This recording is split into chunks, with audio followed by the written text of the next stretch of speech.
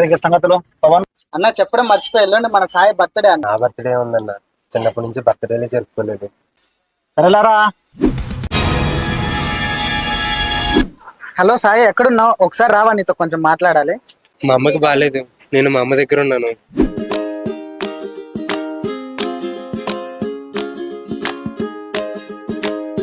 ఏమైందిరా, అర్జెంటుగా రమ్మన్నావు?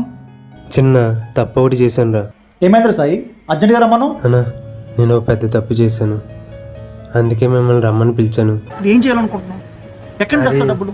మనం ముగ్గురు ఎడమన్నాం, ఎవరి దగ్గర రూపాయి ఉందా? వాడికి మనం తప్ప ఇంకెవరు లేరన్నా, మనమే ఏదో ఒకటి చెయ్యాలి.